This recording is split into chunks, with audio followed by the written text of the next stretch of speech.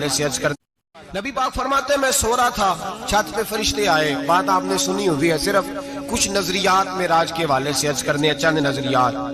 नबी पाक फरमाते हैं हजरत जिब्रील ने छत के ऊपर से उन्होंने थोड़ा सा हिस्सा खोला, छत फाड़ी।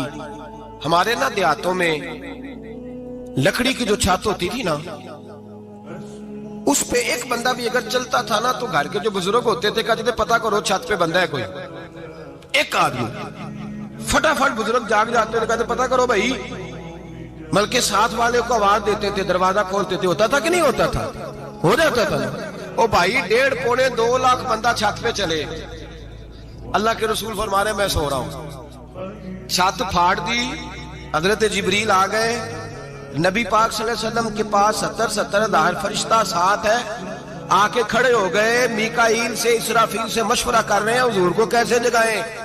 नबी पाक फरमाते हैं मैं सो रहा हूं। हालांकि बुखारी में लफ्ज है, नबी पाक फरमाते हैं मेरी आंखें सोती हैं, दिल तो मेरा हर वक्त जागता रहता है। नबी करीम सैयद आलम सल्लल्लाहु ताला अलैहि वसल्लम फरमाते हैं मैं सोया रहा। अब हुजूर आराम कहाँ कर रहे थे? जमीन पे। आराम कहाँ कर रहे थे? हुजूर अलैहिस्सलातु वस्सलाम जमीन पे आराम कर रहे थे। जनाबे जिब्रील झुके, कितना झुके कि हुजूर के कदम ही चूम लिए। नबी पाक के कदम तो कितना झुके होंगे जी, रुकू तक जी। मैं नहीं गल की सजदे दी, तुसां कीती जे। फतवा लगा तुहाडे ते लगना जी। कहां तक लगी, कहां तक झुके? आला हजरत कहते हैं हजरत जिब्रील ने सजदा नहीं किया नबी पाक। मेरे आला हजरत का कमाल ये है कि शरीयत भी बच जाती है और इश्क को भी पूरा सुकून मिल जाता है। आला हजरत फरमाते हैं जनाबे जिब्रील ने सर पे ताज पहना था और ताज में मोती लगे हुए थे।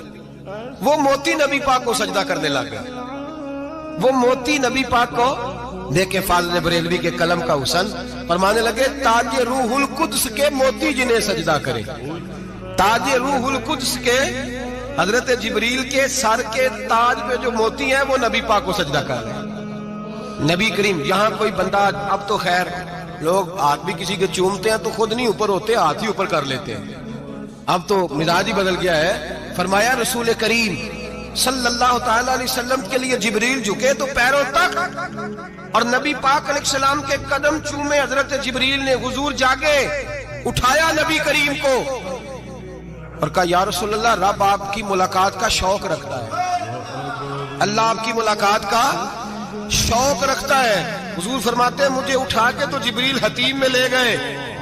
और फिर ये बुखारी के लफ्ज है, फरमाया यहाँ गले से लेकर नाफ तक मेरा सीना खोला, मेरा दिल निकाला, आबे जमजम में रखा। इसलिए नहीं कि नबी पाक के दिल को बरकत हासिल हो जाए, इसलिए कि आबे जमजम को बरकत हासिल हो जाए।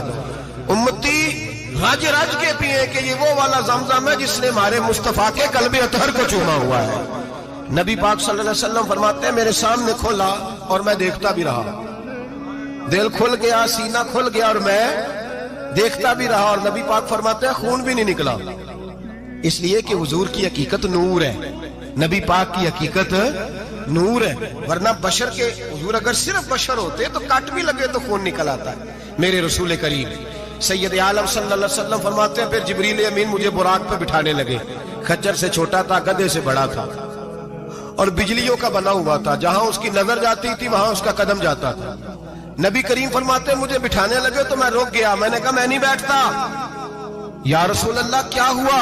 फरमाया अल्लाह फरमाते हैं यौम नसूकुल मुजरिमीना इला जहन्नम विरदा, जब आपके उम्मती निकलेंगे कब्रों से तो डंडे मार मार के ले जाए जाएंगे।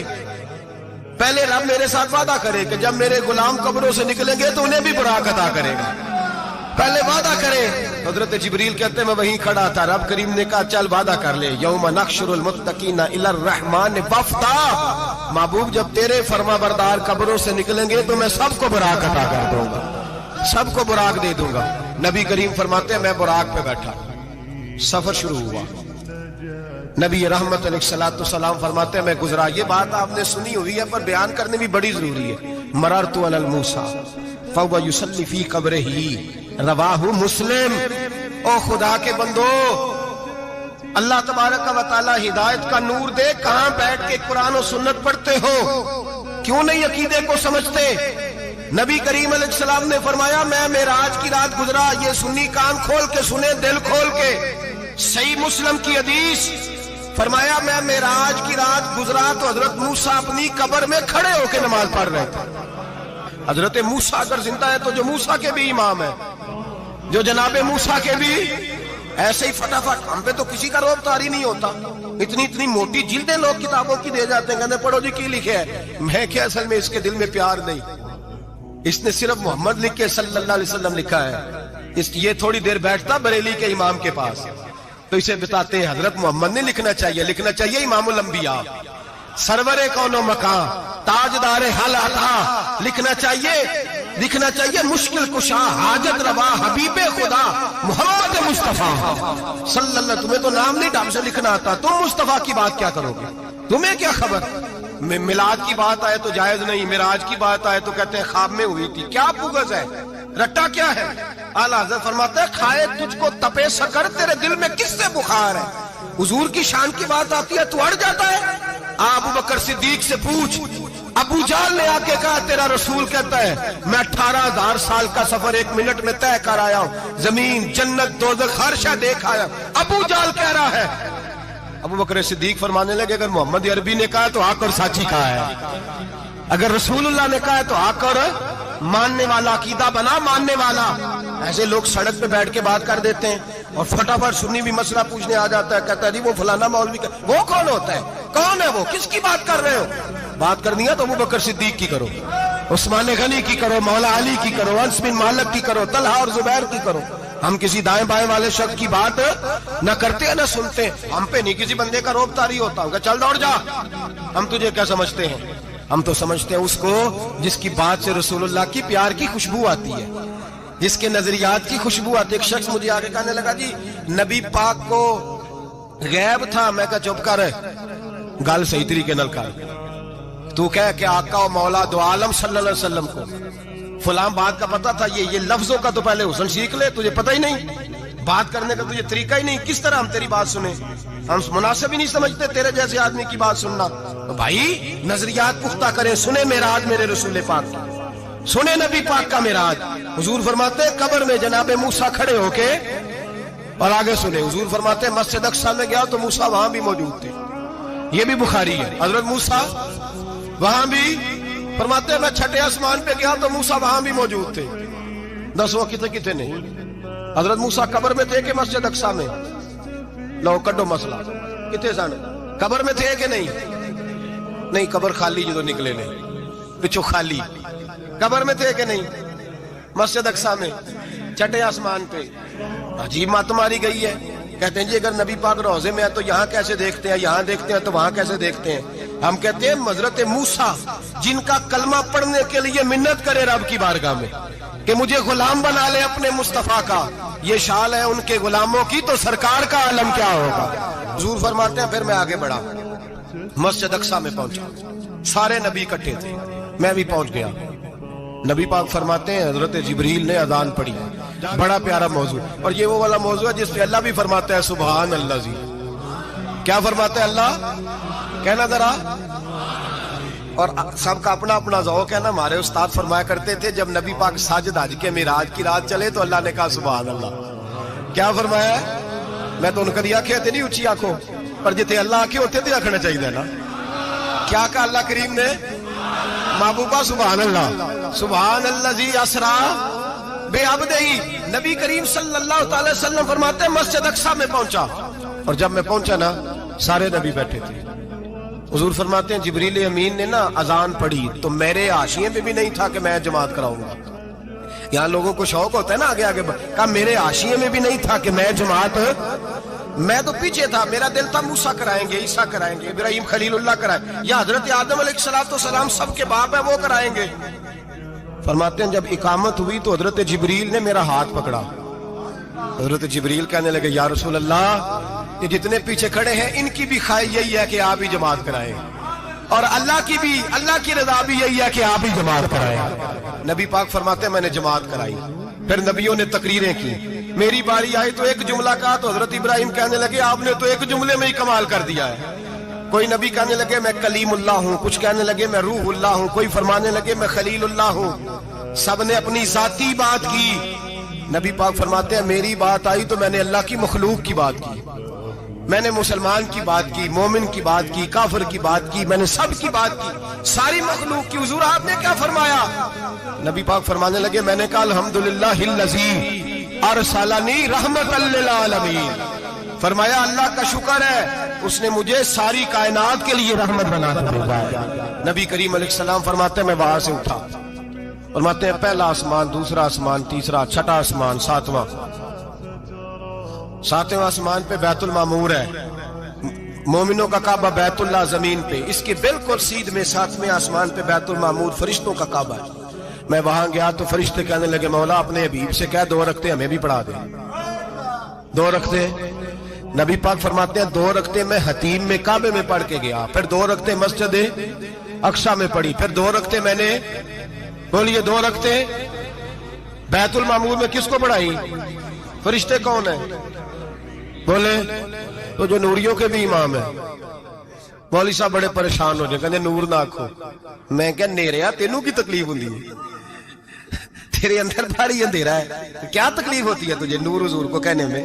کس چکر میں تو الجھ گیا ہے؟ جس نے ساری کائنات کو نور دے دیا اس کو نور نہ کہے، جس کی برکت سے اللہ ہر ایک والا، حضرت فرماتے ہیں لا مکان تک اجالا ہے جس کا وہ ہے، ہر مکان کا اجالا ہمارا، ہر مکان کا اجالا، یہ دنیا میں جتنی بھی روشنی ہے یہ میرے رسول کے نور کی برکت سے روشن ہے۔ وہ کس قسم کی باتیں کرتا ہے؟ نبی کریم صلی اللہ تعالی علیہ وسلم فرماتے ہیں فرشتوں کی میں نے جماعت کرائی۔ اچھا جی نماز کس دن فرض ہوئی؟ فرض کس دن ہوئی؟ حضور تو نماز لینے جا رہے تھے تو یہ رستے میں پڑھاتے ہوئے بھی جا رہے ہیں۔ نماز تو معراج کی رات لینے گئے نا نبی پاک، تو رستے میں اللہ فرماتے ہیں الرحمن علم القرآن خلق الانسان، فرمایا پہلے میں نے رسول کو قرآن سکھایا ہے پھر انسان کی تخلیق کی ہے۔ نماز بعد میں فرض ہوئی امت کے لیے، نبی پاک کو تو اللہ نے سارے علوم پہلے سے عطا فرما دیے، سارے علوم۔ اس کا مطلب یہ بھی ہوا کہ نماز سے چھٹی مل سکتی، کعبے میں بھی نماز، بیت المقدس میں بھی، بیت المعمور میں بھی، بیت اللہ میں بھی، ہر جگہ ہی۔ تو جو بھاگنا چاہے نماز سے بھاگ سکتا، اس لیے کہ معراج میں جگہ جگہ نماز ہے، نماز ہی نماز ہے ہر جگہ۔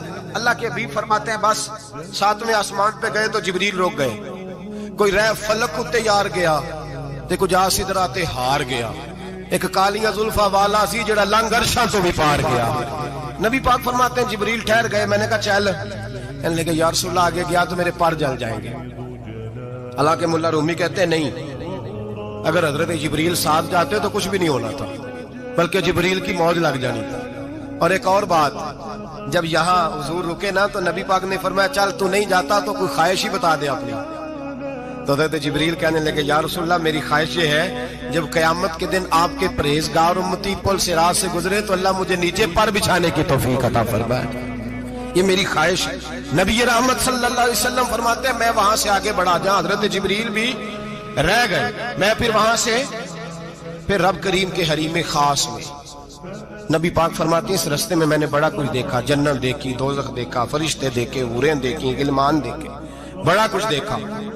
نبی رحمت ملا رومی نے ایسی روایت بھی لکھی ہے، فرماتے ہیں کہ حور کے پاس سے گزرنے لگا تو اس نے میرے پیچھے سے آواز دی، کہنے لگی محبوبہ معراج پہ آئے ہو تو مجھے بھی کچھ دے دو، مجھے بھی کچھ دے دو۔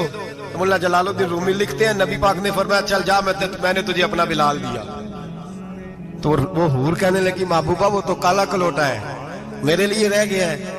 تو ملا رومی نے لفظ لکھا یہ ان کی محبت ہے، یہ ان کا پیار ہے۔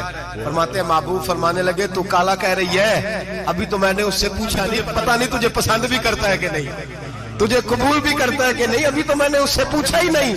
فلک اچھا ہے کمر پہ نہ ہلال اچھا ہے، تیری نظر بھی نہ ہو تو دونوں سے بلال اچھا ہے۔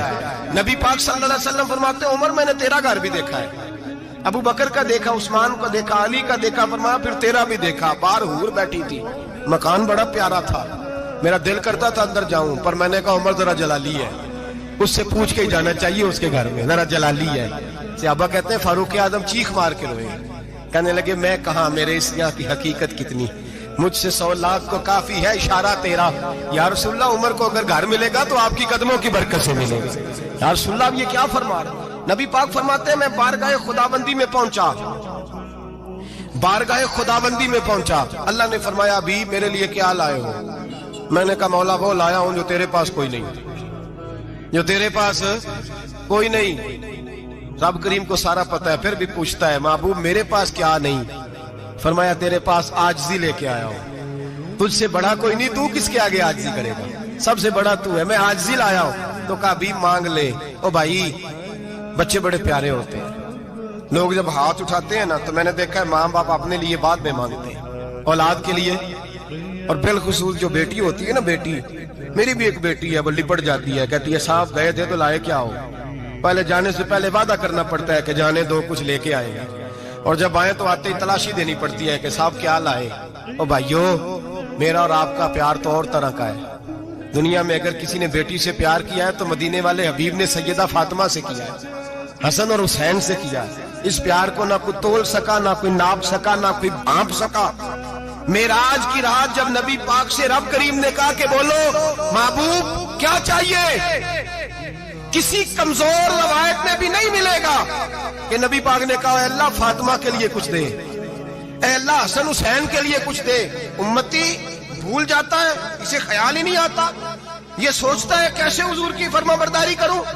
میرے نبی کریم علیہ الصلوۃ والسلام فرماتے ہیں جب رب نے پوچھا کہ ابھی کچھ مانگ لے، نہ حسن کی بات، نہ حسین کی بات، نہ فاطمہ کی بات، نہ علی کی بات، نہ ابو بکر، نہ عمر، نہ عثمان، نہ طلحہ بلال، نبی پاک نے کہا اللہ تو میرے ساتھ گناہگاروں کی بات کر، اے اللہ تو گناہگاروں کی بات کر، یہ بھول جائیں گے، پھٹک جائیں گے، اے اللہ غلطیاں کریں گے تو کیا کرے گا؟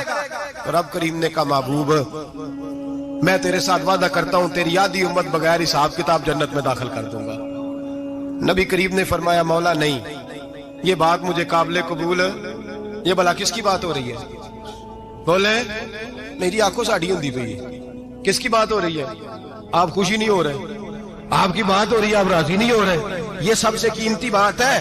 میرے آپ کے چاہنے والے قبر میں چھوڑ کے لوٹ آئیں گے، یہ والی بات کام آئے گی جو معراج کی رات ہوئی ہے، یہ بات کام آئے گی قبر میں، اس کو راضی ہو کے سنو، دل اور آنکھیں کھولو۔ میرے رسول کریم صلی اللہ تعالی علیہ وسلم فرماتے ہیں یا اللہ نہیں، یہ بات منظور نہیں، ابھی تو کیا چاہتا ہے؟ تو کہا اللہ تو مجھے سفارش کا حق عطا کر، تو مجھے اجازت دے، میں کہتا جاؤں تو معاف کرتے جانا۔ آدھی والی بات قابل قبول ہے، حضور کہہ سکتے تھے نا چلو آدھی بخشی گئی بھئی آدھی اچھے عمل کرے، فرمایا نہیں مجھے حق شفاعت دے۔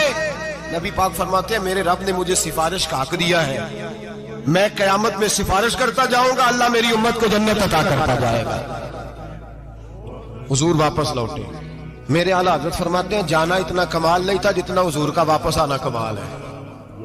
یہاں تو جنت دیکھ کے کوئی واپس نہیں آتا، یہاں تو کسی اچھی سوسائٹی میں رہنے والا 4 دن یہاں گاؤں سے جا کے کسی بڑے ملک میں رہنے والا کہتا ہے جی میرا نہیں یہاں گزارا، گرمی بڑی ہے، میرا نہیں ٹائم پاس ہوتا۔ نبی پاک رب کے حریم خاص میں گئے، اعلیٰ حضرت فرماتے ہیں کمال یہ ہے کہ حضور آ گئے، کہنے لگے اللہ میں نے جانا ہے اس لیے کہ میرا ابو بکر انتظار کر رہا ہے، میرا عمر انتظار کر رہا ہے، عثمان انتظار میں ہے، علی کا تو دن نہیں چڑھتا جب تک میرا دیدار نہ کرے، بلال کا کیا بنے گا، صہیب کدھر جائے گا، وہ سلمان جو کئی 100 سال میرا انتظار کرتا رہا وہ میرے دیکھے بغیر کدھر جائے گا، اور وہ جو تو نے کہا وَلَوْ أَنَّهُمْ إِذْ ظَلَمُوا أَنفُسَهُمْ جَاءُوا، جو اپنی جانوں پہ ظلم کر لے تو تیرے مدینے حاضر ہو جائیں، وہ قیامت تک کدھر جائیں گے وہ سارے؟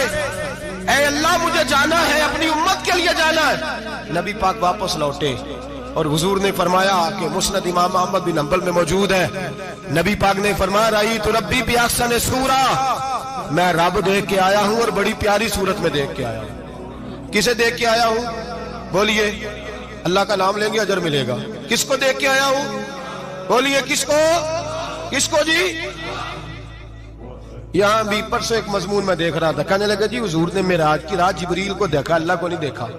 میں کہ تو شدائی ہو گیا، مجھے ایک بات کا جواب دینا آپ سنیں، اگر نبی پاک نے اللہ کو دیکھا ہو تو میرا آپ کا نقصان ہے کوئی اس بات میں؟ ویلو تسی نہیں نہ بولے ہن میں تانوں کھلار کے جے پوچھاں کہ جڑا نقصان ہے وہ دسو پھر کی کرو گے؟ بھئی اگر نبی پاک نے اللہ کو دیکھا تو امت کا فائدہ کہ نقصان؟ تے جڑے مولوی ایڈی بڑی کتاب لکھ چھڑی نہیں ویکھیا انہوں بھی کدی پوچھ لیا کرو بھی تینوں کی مصیبت بنی ہے لاگے، تینوں کی وقت بنے ہے لاگے، عجیب نسل کا تو جانور ہے۔ بھئی نبی پاک نے دیکھا اللہ کو، تجھے کیا تکلیف ہے؟ کہتا نہیں دیکھا۔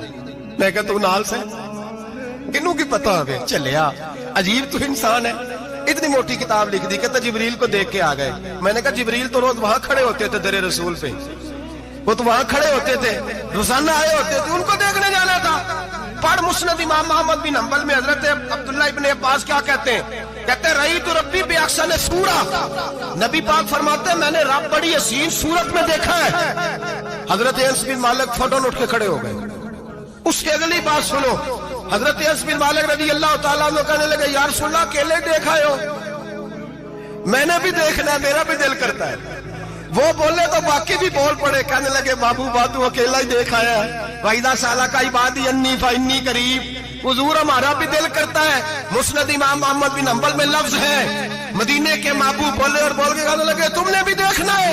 حضور دیکھنا ہے۔ فرمایا من رآنی فقط رآی الحق، تم سارے مل کے مجھے دیکھو، جس نے مجھے دیکھ لیا اس نے رب دیکھ لیا ہے، جس نے مجھے دیکھ لیا اس نے دیکھ لیا ہے۔